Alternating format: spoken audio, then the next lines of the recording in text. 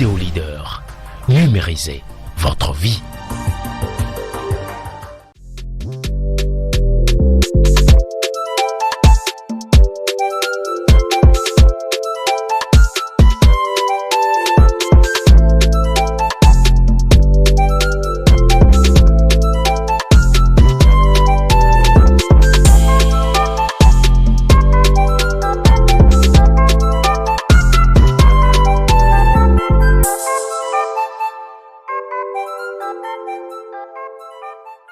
Bonjour, chers amis, chers semblables. Je voudrais d'abord remercier tous ceux qui, tous les jours, essaient de travailler pour aider les jeunes à s'épanouir, à se développer. C'est un combat noble.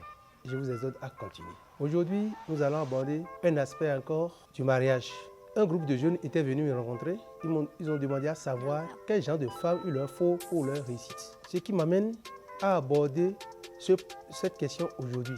Quel genre de femme qu'il faut pour un homme qui aspire à la réussite.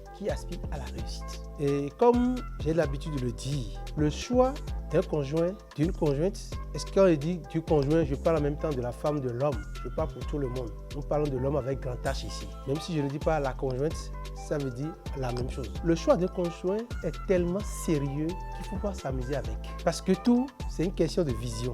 On ne tombe pas dans le mariage, on va au mariage. Lorsqu'on tombe dans le mariage, les conséquences sont lourdes. Alors, donc la première des choses est que je dois savoir que je vais au mariage. Il faut aller au mariage. Le type de femme idéale pour aspirer à la réussite est relatif au candidat au mariage. La femme que Jacques a épousée, et ça a marché pour lui, cette même femme, Isaac va l'épouser et vivre malheureux et avoir tous les problèmes du monde. Donc tout dépend des critères que nous sommes fixés en amont avant d'identifier la personne et de décider de faire le chemin avec cette personne-là. Donc tout dépend de vous-même. Nulle part, il n'y a pas un homme idéal qu'il faut aller prendre, ni une femme idéale qu'il faut aller chercher quelque part. C'est chaque homme fait de sa femme la femme idéale et chaque femme fait de son homme l'homme idéal pour lui. C'est une question de responsabilité, c'est une question de compatibilité, c'est une question de vouloir trouver, vouloir travailler sur soi pour avoir celui ou celle qui est idéal pour soi. Quel que soit le caractère de celui ou celle que j'ai trouvé, c'est possible pour l'individu de travailler pour amener l'autre là où il veut. Ça demande là un peu de sacrifice. Pour aspirer à la réussite, il est quand même utile d'avoir une conjointe ou un conjoint qui, la première des choses, est que qui a un esprit ouvert. Il faut avoir esprit critique et non esprit de critique. J'avais dit dans l'une des émissions que je suis toujours dans le non-savoir. Le non-savoir, c'est quoi? Je ne prétends pas connaître. Je suis ouvert, je suis réceptif à toute autre connaissance. Lorsque vous avez une épouse qui est bornée et qui ne veut pas comprendre, qui ne cherche pas à comprendre, qui fait l'effort de comprendre l'autre, vous comprenez qu'il y aura problème. Donc, il faut développer un sens critique et non un sens de critique pour voir toujours que l'enfant, c'est les autres. C'est les autres qui ont toujours problème. Lorsque l'épouse dit ou bien l'époux dit que l'autre doit changer, ça pose un problème. Il est lui va faire l'effort pour changer. Il dit que l'autre doit changer. Il commence pas à accuser l'autre. Ça pose un problème. Donc, l'épouse ou l'époux doit avoir un esprit ouvert, réceptif à nouvelles connaissances pour pouvoir améliorer sa vie. 2. La personne doit avoir la conscience que le bonheur se construit et elle a un rôle à jouer dans cette construction. La personne, c'est-à-dire la femme, doit avoir conscience que le bonheur se construit. C'est pas qu'elle est venue chez son mari et le bonheur est là, elle tombe dans le bonheur. Non, elle doit construire. Même si le monsieur est riche avant qu'elle revienne, elle doit construire son bonheur à travers ses faits, à travers ses pensées. Donc, elle a un rôle à jouer dans la conscience du bonheur, dans la conscience de la réussite de son mari. Elle doit en avoir conscience. Il n'est pas rare de voir, lorsque les gens vivent en couple, il y a des difficultés, la femme se met à l'écart pour commencer à accuser l'autre. Comme quoi l'autre a la responsabilité de changer la situation.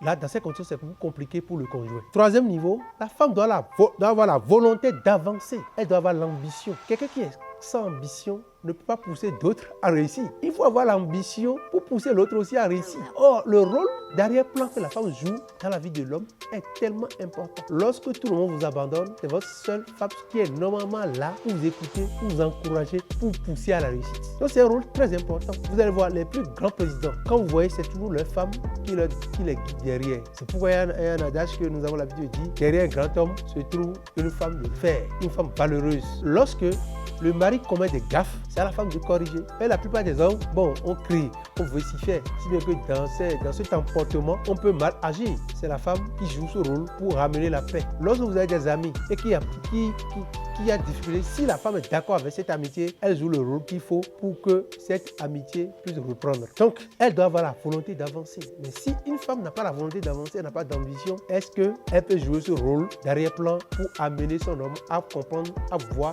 à toucher de vue cette réalité pour se corriger? La femme doit croire en son mari et le regarde comme une réussite. La femme doit croire en son mari. Si la femme ne croit pas à son mari, il sera difficile pour l'homme de réussir. C'est important. De façon générale aussi, les parents ne croient pas en leurs enfants. Les enfants ont du mal à émerger. C'est important. La femme doit croire à son mari que oui, celui-là maintenant est capable de réussir et le regarde comme une réussite. Lorsque vous regardez votre mari comme un échec, même s'il fait l'effort, il sera difficile d'émerger. Sinon, comment comprendre que des femmes quittent leur mari et en même temps le monsieur trouve une situation favorable? Parce que celle qui était là le regardait comme un échec, comme un va-nu-pied. Là, ça pompe l'effort de l'autre. Ça pompe l'effort parce que vous dormez ensemble. Donc, si celui qui est à côté de toi ne peut pas te faire confiance que toi, tu vas réussir, l'effort que tu fournis sur le plan métaphysique, elle va plomber cet effort-là. Et nous parlons de effet Golem et effet Pygmalion. C'est l'effet Golem, c'est quoi? Je vois l'autre comme un échec. Si veut que ça, il vit ça et ça l'empêche d'évoluer.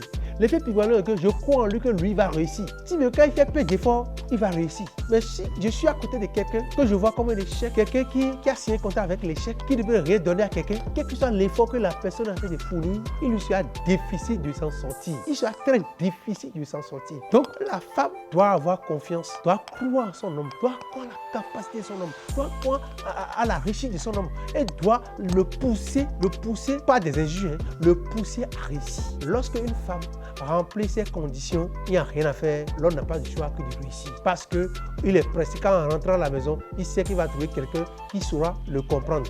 Et pour ça, il est plus à l'aise. Mais lorsqu'en rentrant à la maison, je vois, j'ai peur de rencontrer une femme qui ne fait que me critiquer, hein, qui peint en noir tout ce que je fais. Des fois, on n'a pas envie de rentrer. Et quand on vient à la maison, on ne peut plus réfléchir. Parce que le stress est tellement élevé, tellement grand qu'on s'embrouille. Et derrière, tout ce qu'on a préparé de la vie pour venir devient à l'eau, tombe à l'eau, il faut encore recommencer. Donc il est important que je résume les 4 principes que j'en ai dit. 1. La femme doit avoir un esprit ouvert. La femme doit avoir la conscience que le bonheur se construit et qu'elle a un rôle à jouer dans la construction de ce bonheur, du bonheur du couple. La femme doit avoir la volonté d'avancer. Elle doit avoir de l'ambition. Et enfin, la femme doit croire à son mari. Elle doit le regarder comme une réussite. Lorsque ces conditions sont réunies, il n'y a rien à faire. L'homme va réussir malgré lui. Mais s'il ne veut pas réussir, il n'a pas le choix. Il va réussir. Merci beaucoup.